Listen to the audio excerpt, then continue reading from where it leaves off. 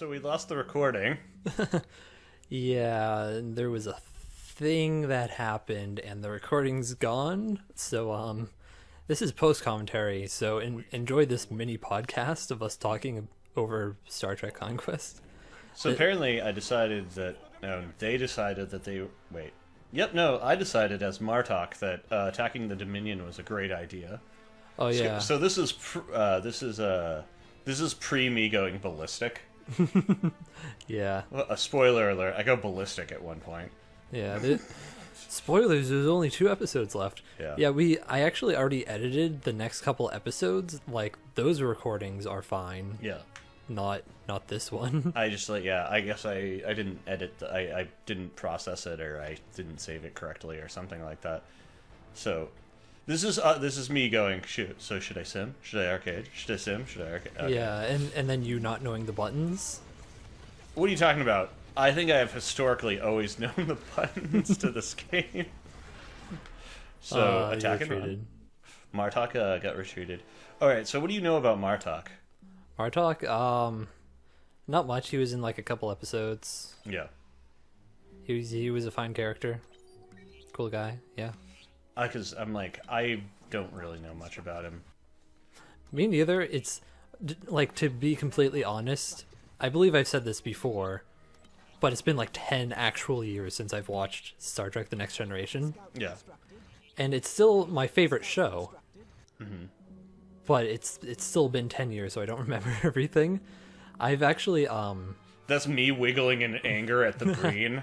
Me being like I'm gonna attack the Breen. The Breen are going down. Yeah. But yeah, it's been I actually know when I last watched Star Trek, because I finished watching through all 5 series when I was in 5th grade. Yeah. And I probably started when I was in like 4th. I just marathoned it. Yeah. So, yeah. And I'm 22 now, so it's been quite some time. One of my friends recently, he finished all of Star Trek, so he was just like, "Oh, I guess I'm gonna go." This is when the Breen finally took back their homeworld, which was for me. I was like, okay, now I have to actually start caring about the Breen and the Dominion. Yeah. I was like, oh, I have to care about them now, because prior to that they were just kind of goofing around. I was like, whatever, right? Yeah. But okay, so I had a friend who beat. He beat Star Trek. He beat Star Trek. Yeah, he watched all of Star Trek. And what was it? Sorry, that's just a really I'm gonna go somebody's like, dude, I just totally beat Breaking Bad the other day. There's actually there's this guy, he's called The Completionist. Yeah. He made this video where he pretends that Breaking Bad is a video game, and he's like, you know what, the story is really good, but the gameplay is really crap. It's just going through menus to select play. I didn't know that. That's funny. I'm gonna have to show you that video because it's a good video. Yeah. So anyways, I had this friend who watched all of Star Trek, and he didn't know what to do. He wanted to watch more science fiction. He just wanted to marathon things. So he decided to start Red Dwarf. So he's just like, I don't know what to do. Well, that's not. I have not heard great things about that. Oh, I love Red Dwarf. Oh, you have? Oh yeah, I love Red Dwarf. It's not Star Trek though. I would recommend Stargate after you watch, if you watch every single episode of Star Trek and you really like it. Yeah.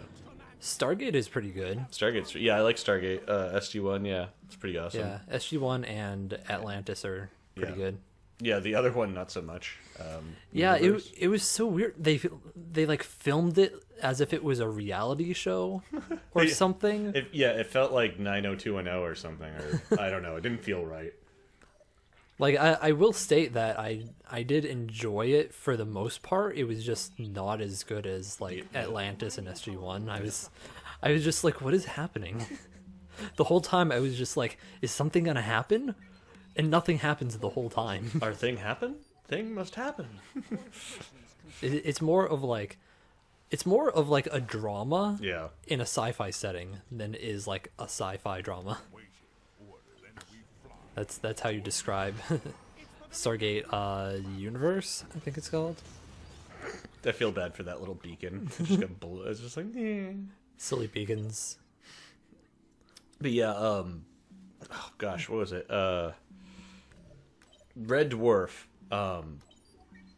They actually put out a new season like recently. Oh yeah. Like I don't know, maybe. I thought that was like kind of an old show. Yeah, they waited like 10 years and put out like a new season. They were just like, let's like after the fact. Like That's everybody's weird. old and stuff. Well, I mean older, and it was actually pretty good. I watched it and I was pretty sad. I liked it. I've seen all of Red Dwarf. It's actually a pretty good show. But it's a comedy. It's just it's like, you know, it's a sitcom on a spaceship. Oh, okay. Yeah, and you know, like it's not it's not Star Trek. Yeah. Like one of the characters is a cat as a person. Like Catman. yeah, basically. Catman. You know, they actually did something like that with an anime I like. They're making a 3rd season of Code Geass. Have you ever seen that? Yeah, that Oh yeah, you said you watched like a couple episodes. I watched like one of the first episodes, then watched like one of the last episodes, then watched like went back and watched a handful of the yeah, I've seen like a handful in between, and everything's confusing. I should probably just watch it in its proper order. Don't worry, Trevor. It's confusing either way. And Because they just here's the problem with the show. yeah. They kind of like start things and then don't finish them. Like they'll start like a subplot Yeah. and then kind of just like leave it hanging for a while, Yeah. and then it just builds up too many things that it's doing all at once. Yeah. And it also has the problem of like, let's introduce like 3 or 4 characters at once, and you're just like, oh, I can't memorize all these characters and their names. Yeah. And then they're only in there sometimes, but then sometimes they're important to the plot, and I don't know. I'm probably exaggerating a little bit, but I don't know. The show felt like it got a little messy, but then it had a good ending, so then I was fine with it. You know what I really liked was that I haven't seen the whole thing of, but I've seen probably maybe like 12 episodes of, and every episode I've enjoyed, and I've always meant to watch more of is Stinking Ghost in the Shell. I've never seen any I've of that. enjoyed every episode I've watched, and I've always meant to watch more, and I always forget. It's one of those things. It's like that thing that you always remember to do when you're in the car, like you're out somewhere, and then you remember you're supposed to like do it, and then you're like at home, you're like, oh yeah, I meant to do that. And Ghost in the Shell is like that anime that I always mean to watch more of, because I've loved every episode of it. I love the robots, and they're like big spider robots that act all cutesy, and they think they have a soul or something. So what about the movie? Did you see the movie? No, did it come out? I heard it was coming out. I didn't know it came out. No, the live action movie that's coming out is based off the original movie that the TV show is based off Oh, of. you mean the movie? Oh, you mean the anime movie? Yeah, the Oh, anime sorry. Okay, so got a little loopy there. All right. Look at this map. That's a glorious map. Oh, anyways, sorry, ADD there for a moment. Yeah, yeah, I saw the movie on TV because I know the movie. I think I didn't like buy it or nothing, but it was like on Adult Swim, or not Adult Swim. What was it? Toonami or Toonami, I think. Yeah. something like that, like a decade ago or something like that, at like 2 a.m. And Yeah, I was that just sounds like, right. I was like, what's this? And I was like, oh, this Yeah. is cool. Yeah. So it's probably been some time. Yeah. I like don't really remember because I was like half awake, but I was like, I remember thinking like, this is neat. Like I liked this. Well, that is the general consensus. This is pretty neat. Yeah, but if you asked me to tell you what it was about, I'm like, I mean, to tell you like the details, I'm like, There's robots and yeah, guns and stuff. yeah, robot people and cyborg and issues of. I would try to make a joke about it, but I haven't seen it myself, so I wouldn't even know. Yeah, I mean, I can tell you more about the show, but like the movie, I'm like, I don't remember. It was really, yeah, it was on Toonami or something, like a decade ago. And I think it was like before school, like it was on a school night too, and I think I was just like watching it at like 2 a.m. Had to get up at like 6. Oh, that sounds painful. So more than a decade ago. God, oh my gosh, I'm so old. Alright, anyways. I mean, hey, I was just talking about how I haven't seen Star Trek in like 10 or 11 years, so Yeah. we're both pretty old. Or at least I feel old, but maybe that's the arthritis. Sorry, I didn't mean to laugh. That'll make you feel old. Sorry. Good chunk of arthritis in your Adult. joints. Adults will make you feel old watching your planet get crushed by the Klingon Empire.